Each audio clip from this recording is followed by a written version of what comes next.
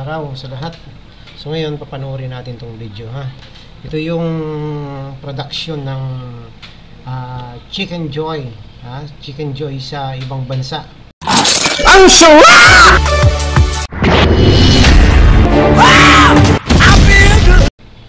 Makikita natin kung gaano kaganda yung kanilang pag-prepare ng kanilang lulutuin mga fried chicken bago natin makain. Okay? So samahan nyo ako. Napakaganda ng preparasyon nila dito sa fried chicken. Okay? Let's watch together. Balik ulit tayo sa normal. Yan. Fried chicken nila. Yan yata yung ginagamit sa mga burger, mga chicken burger. Mapapansin nyo talagang nagka-gloves yung tao nila. Pagka walang kamay, ha? Walang gloves. Ito mga napakalinis ng production area nito.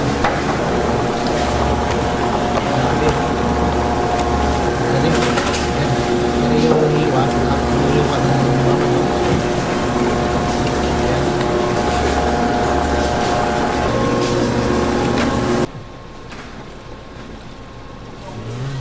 automatic na siya. Yan yata yung para sa mga burger o mga small cuts ng manok. Yan yung kanilang pang-marinade. Yun. Kung makikita nyo talaga, walang kamay. Kumbaga talagang malinis talaga. Yan. Dilagay nila ng kanilang pang-marinade. Ang ginagamit pala nilang pang-marinade dito ay liquid na. Okay? Yan. Ang galing. Galing talaga, oh. Makikita mo yung itong gamit ng mga tao nila. Yan, oh. Kumbaga wala talaga, walang kamay na humahawak sa fried chicken na walang gloves. Talagang balot na balot pati ang kanilang katawan para ma-prevent yung cross contamination o kaya contamination ng pagkain. Yan, oh. Galing. Yan, nakabalot na. Yan yung i-deliver na siguro. Yan yung mga dadali na sa mga branches nila. Yan. Silyado na.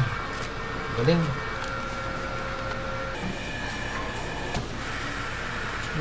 Sana balang araw ganyan na rin tayo. Of course naman, kahit di naman tayo ganyan, talagang yung preparasyon ng ating pagkain ay malinis. Ha? Yan. Yan yung mga buong chicken nila na gagawin. Ako, ingat lang dyan kasi napakatulis niyan at napakatalim. Kapag nagkamali ka dyan, putol ang kamay mo. Ayun. Galing. Wala talagang mahawak na kamay na hindi naka-gloves. Ayan. Grabe, oh. Matindi. Ay, galing talaga. Wala akong masabi dito sa production nila. Tapos, diretso na dun sa, ano yun? Yung tumbler. Yan. Yung tumbler na kumbaga, yun, meron din pala silang ginagamit na tawag dito. Yung ginagamit pala nilang pang marinade, ito yung, kumbaga, powder na hinaluan na nila ng liquid para ma-marinate doon sa manok. So, hindi totaling powder. Nilalagyan pa nila ng tubig. Yan, yan, nilagyan nila ng tubig. Tama ako, nilagyan nila ng tubig. Yan, nilalo ng maigi. Tapos, ilalagay nila doon sa tumbler. Doon sa tamang sukat na yan. Tuloy po natin. Ayan, papaikutin nila yung tumbler. Kumbaga, yan yung pang-mix talaga para ma-marinate ng pantay yung manok na hindi kailangang ibabad pa ng matagal. Yan. Galing. Mga ganito yung mga ginagamit din sa mga ibang big companies na mga fast food na maramihan ng production. Yun. Ang Chicken Joy. Galing, oh. Puro stainless talaga yan. makikita mo wala talagang mahawak sa manok na hindi naka-gloves. Talagang galing, ang linis. Ang linis ng proseso nila. Grabe Hindi. Balang araw magkakaroon din tayo ng ganyan, mga master. Sana po.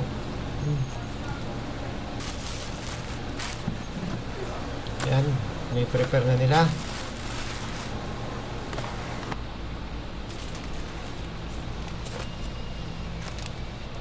Ang galing ang galing.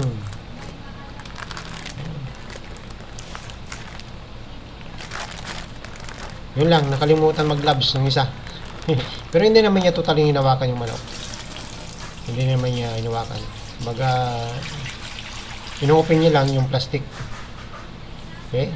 O yun. Ano kaya yung green na yun? Ito naman yung lulutuin na. Lulutuin na nila ito gamit ang wheat butter. Wheat butter. Okay? Wheat butter ang gagawin nila nito.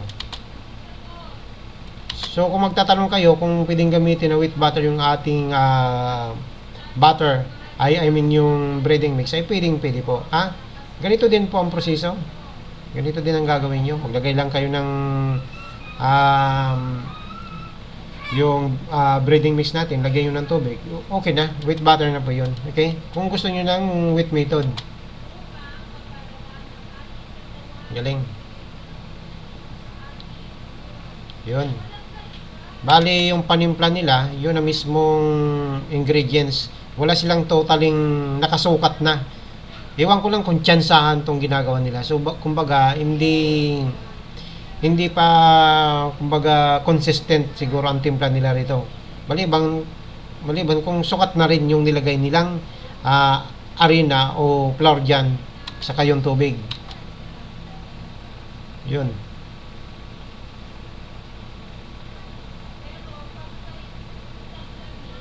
Yan. Haluin na nila. Yan. Kaya dapat ang preparasyon pagluto ng manok, hindi yung kakamayin nyo. Ako. At wala kayong gamit na gloves. Galing.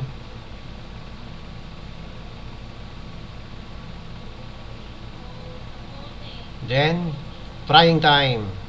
Yan. So, itong ginamit nilang method ay wheat method lang. Wheat method lang ginawa nila. Kung baga makikita nyo, yung pagiging sticky ng manok, nung butter ay tamang-tama lang. Parang gumawa kayo ng okoy. Yan, ganun. Hindi masyadong malapot. Yung tamang-tama lang talaga. Ayun. Galing, Ayun, galing ng lutuan nila.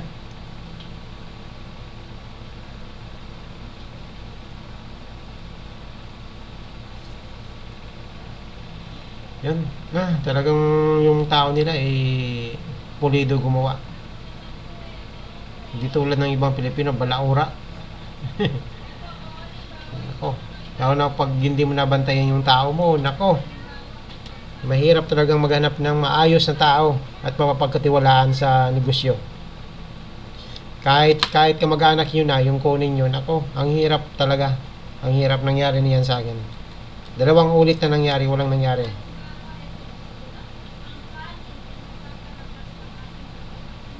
Yan, yan yung kanilang mga chicken bites, tawag ba dyan?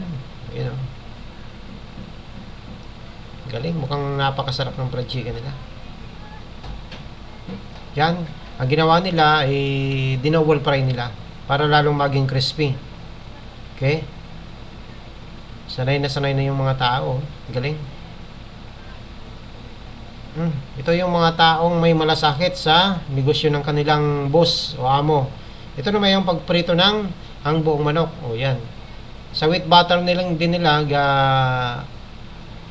kung ikukumpara mo naman yung pagiging sticky nung butter nila, hindi masyado, di ba? Running pa yung butter nila compare doon sa maliliit na chop. Kaya dito naman sa buong manok ay hindi masyadong sticky yung kanilang ginawang wheat butter. Okay?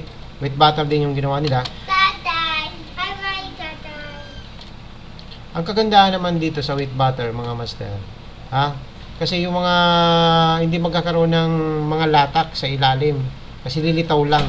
Lilitaw lang yung mga arena na hindi kakapit sa manok. Yun ang advantage din dito sa wheat butter. Saka mas makakatipid ka. Okay? Saka di kaagad mangingitim yung mantika. Okay? Yun ang ating natuklasan. Kasi nakailang ulit na rin tayo yung trial and error natin. Yan.